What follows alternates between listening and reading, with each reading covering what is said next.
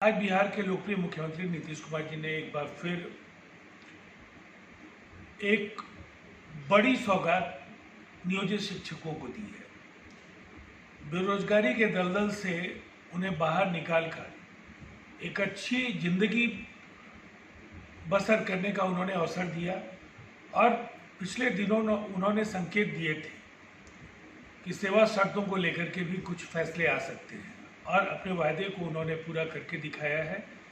आज कैबिनेट की मंजूरी के साथ नई सेवा शर्त नियमावली का लाभ अब शिक्षकों को मिलेगा और निसंदेह इससे उनके जीवन स्तर और सेवा शर्तों में एक गुणात्मक बदलाव की उम्मीद बढ़ गई है। बिहार की सरकार ने नियोजित शिक्षकों को चुनाव से पहले एक लॉलीपॉप जरूर थमा दिया है। इतने वर्षों से नियोजित शिक्षक अपने हक की लड़ाई लड़ रहे थे, सड़क पर संघर्ष कर रहे थे, लेकिन उस वक्त इसी बिहार की सरकार के द्वारा उनका स्वागत आंसू गैस के गोलों और लाठी चार्ज के द्वारा होता था।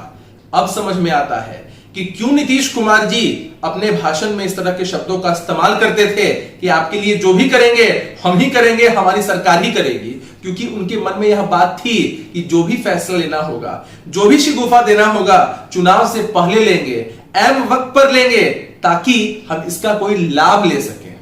जरा सोचिए कि फैसला भी कैसा लिया है कि आपकी मांगों को हम आंशिक रूप से मानेंगे जरूर, लेकिन कब लागू करेंगे?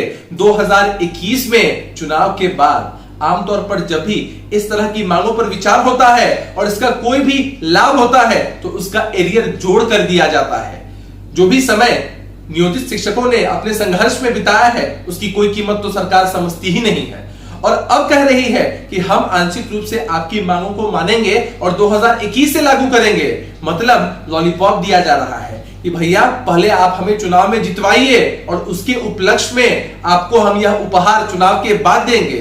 अरे आप जानते हैं कि आपकी सरकार दोबारा सत्ता में आने वाली है।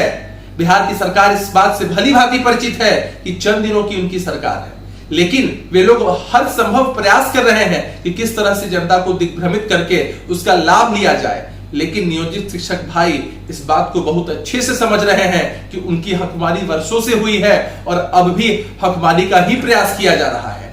सोशल मीडिया को आप उठाकर देख लीजिए, हर तरफ आपको नेगेटिव कमेंट ही दिखाई पड़ेंगे बिहार सरकार के ऐसे फैसले के अनुरूप। इसलिए मैं साफ साफ कह देना चाहता हूं कि इस बार इनकी सरकार नहीं आने जा रही है और इस तरह के फैसलों से यह दर्शाते हैं कि इनके लिए सबसे जरूरी कुछ है तो चुनाव में किसी भी हथकंडे से जीतना है। जनता की भलाई से इन्हें कोई मतलब नहीं है।